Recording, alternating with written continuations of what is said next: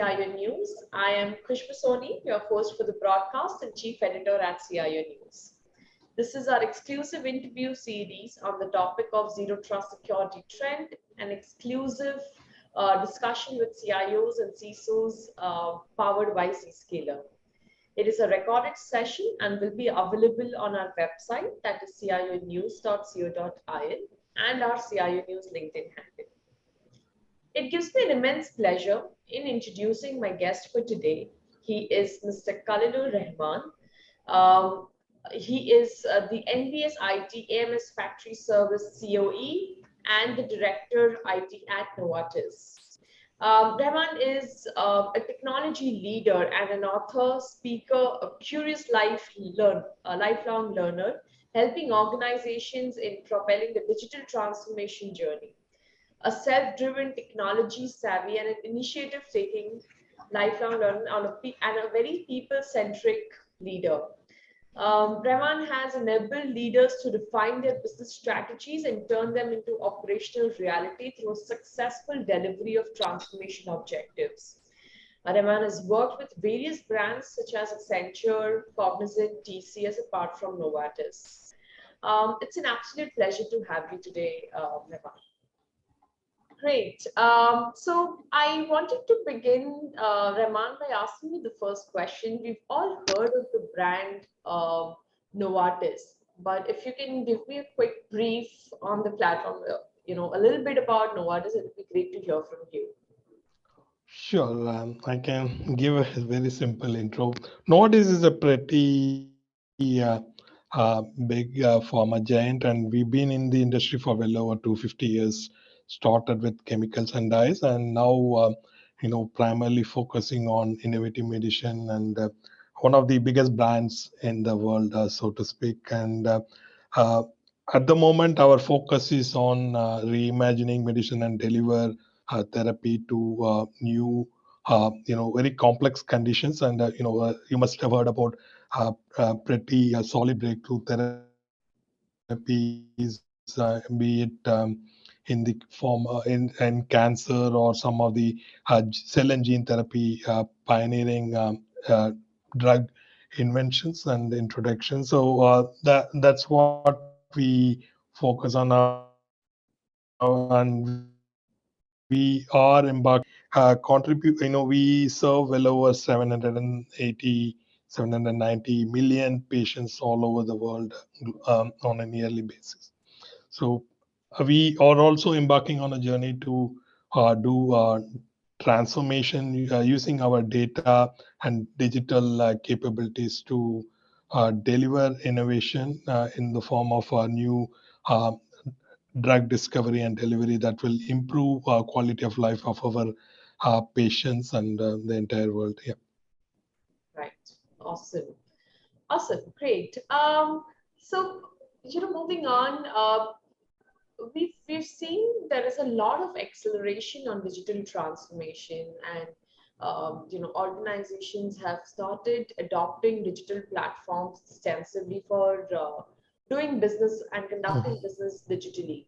So any thoughts on the set of security requirements that could be looked at, and what are the other aspects along with security which can be looked at conducting business digitally? Yes.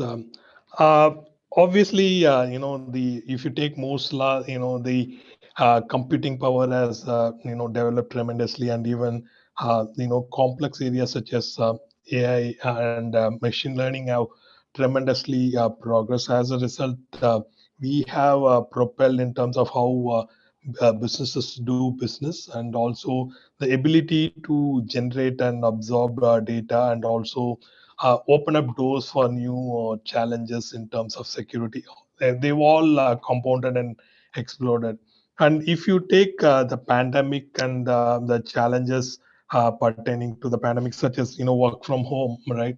So given we are at one hand, we are expanding in terms of data generation, number of application, number of endpoints, number of areas that people would have access to, right? And also we are at the same time we are opening up a lot of doors for potential misuse. One data point I would like to take is there is a company called swisinfo.ch, which sub-reporter to National Cybersecurity Center. Uh, Typically, if you take Switzerland alone, there used to be about 100 to 150 cyber attacks per month. But during the pandemic and when the lockdown started and work from home, all those things started, just in April 2020, there were about 350 cyber attacks. It's like 3.5 fold. So over the last 18, 20 months, the number has tremendously increased. And we've seen a lot of challenges pertaining to work from home because, obviously, uh, people fall prey to a lot of phishing schemes, and people work from home, and the network at work from home may not be as secure and sophisticated like normal office ambience. So due to which the proportion of people falling prey to all these phishing attacks and also new innovative cyber attacks the cyber criminals are coming up with has increased. So obviously, it means a lot of new steps needs to be taken.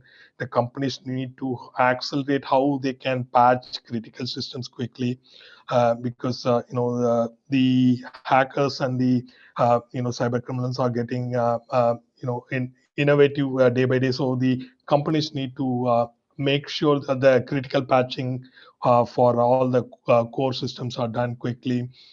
Make sure there is a lot of multi-factor authentication so that we identify the right people are given access to the right tools and applications.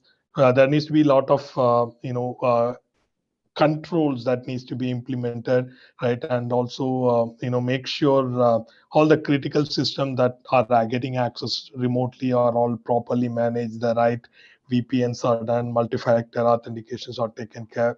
And in some cases there are companies which also have a lot of kind of a shadow IT situation, wherein some of the applications that are not centrally managed by the IT, they need to be taken care, because they may have some data that are crucial to the business, and if they get attacked by a cyber attack, then it puts companies at risk, right? And also the devices that they have access, whether it's company provide devices or bring your own devices that they use to access, they need to be secured, and also they need to be virtualized. So how the data can be taken care of, and also educating the people how people can use the systems more efficiently and effectively.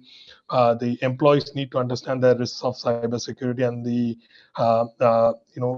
how they can equip themselves, right? The people need to understand they need to focus on what they need to do, how they can equip themselves with the knowledge, what rather than focusing on the don'ts, focus on what to do, right? And also awareness is pretty important. It could be the social engineering, the number of calls. I can take my personal example.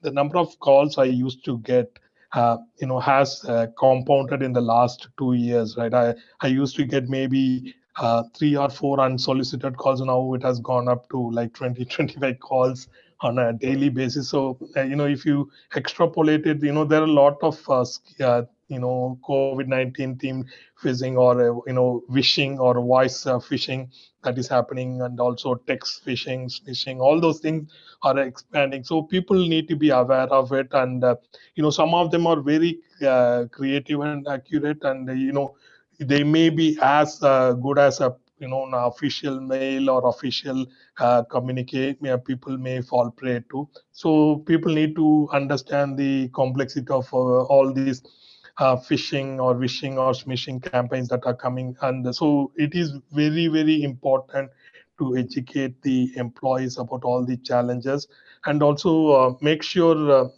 companies also need to identify and monitor high risk user groups, who people who have access to, and also are vulnerable to get these cyber attacks. So they need to be protected. So companies need to increase their technology controls more, and also increase resilience.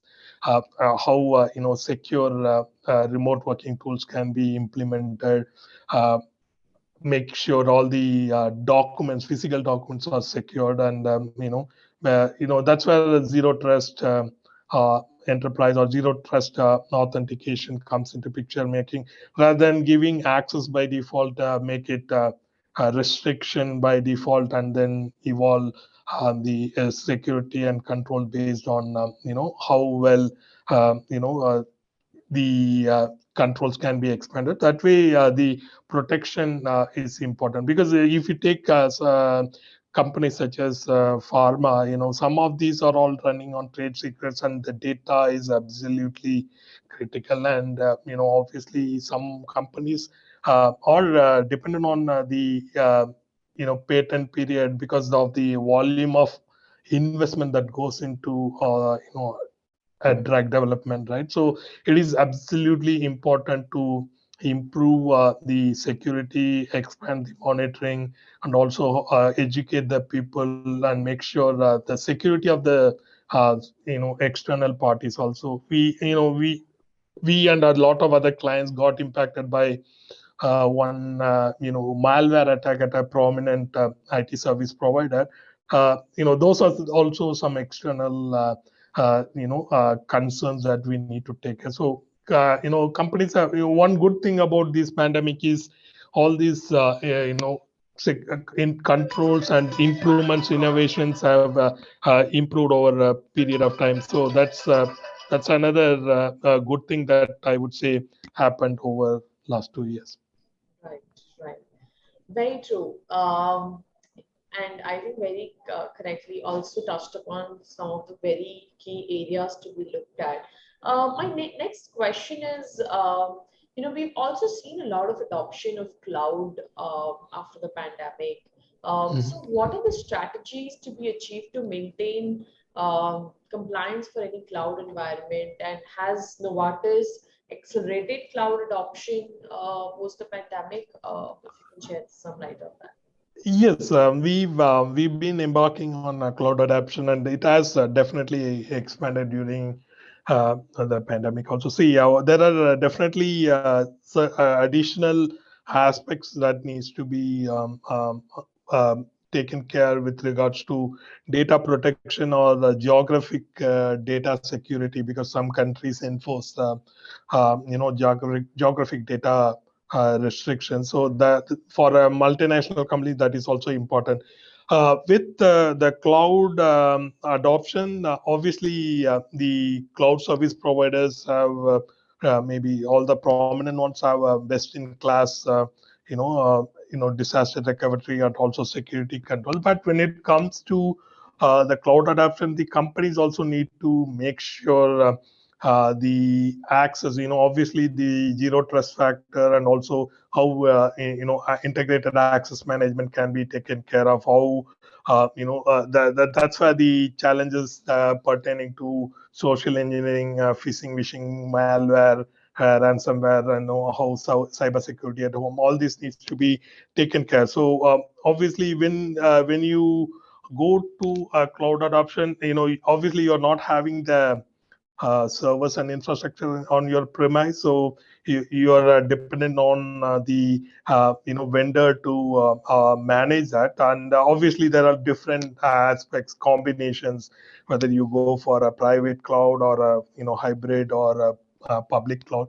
Many companies, many large organizations typically go for a private or a hybrid cloud to begin with, rather than public cloud. Public cloud could be leveraged for some open, non-confidential aspect. But how do you expand your security, right? Especially for companies such as who have mastered the art of cybersecurity. That should, we also, took great care in avoiding all these malware attacks, and that happened, and ransomware attack that happened few years back, where some of the big companies fell prey to.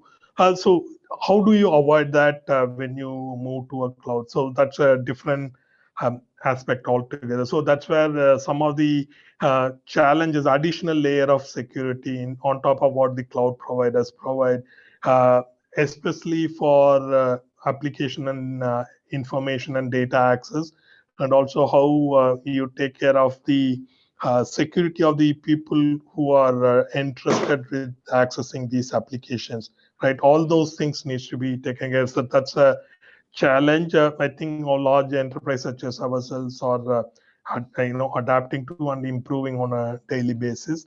And obviously, there are a lot of innovative software and tools providers that are coming across, and they are getting adopted as well. Right. Awesome. Awesome, Rahman. My next question is, we have also seen, which you also highlighted on the first go, that we've observed that organizations' data flow across endpoint, cloud, web in real time, and data protection strategy for complete visibility and control is required by organizations. So, what is your data protection strategy from data from device to cloud? Yes.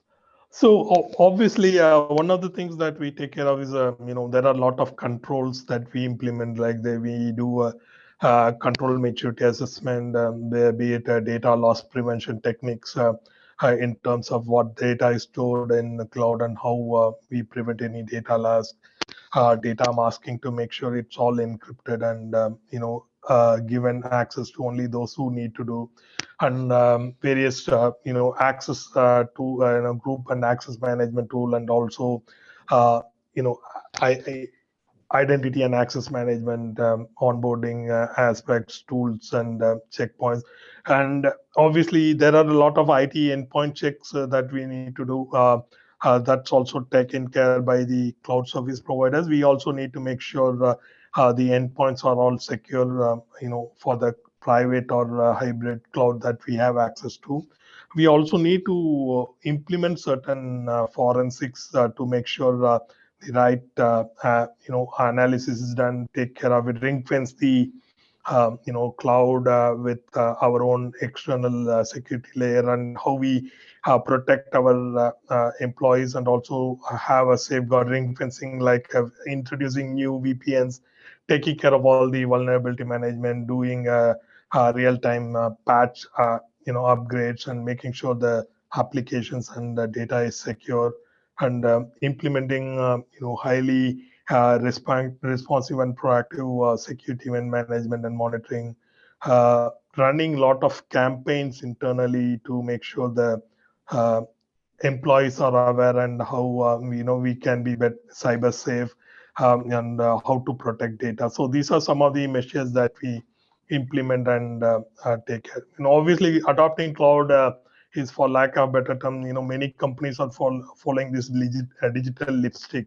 Right, digital lipstick is just getting yourself adopting it. But how do you get into skin deep, and how do you take care of your entire organization when you adopt digital transformation is definitely important. So we are definitely not following a digitalistic, but we need to get our skin deep in the game. So we are one step ahead when it comes to digital adoption, and when we embark on the new tools and techniques to be onboarded. So these are the things, very basic thing: enhance the cybersecurity awareness, enhance phishing awareness, improve the home network security, make sure the VPNs are highly secure, identify the weak spots, do frequent reviews, and also have a renewed business continuity and crisis plans, apply new tools and technologies that help us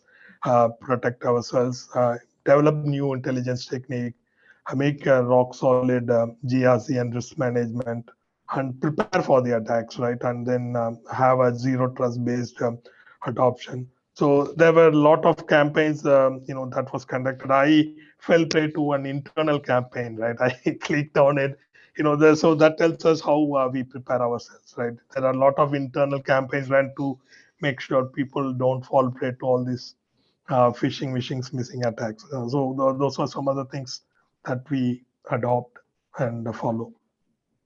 Awesome, great. Wonderful insights, Rahman. Thank you so much once again for joining us on this platform, sharing your thoughts, sharing your best practices with us through this platform. Once again, a pleasure to host you, and thank you for taking out the time. Thank you very much. It was a pleasure speaking to you as well. Same.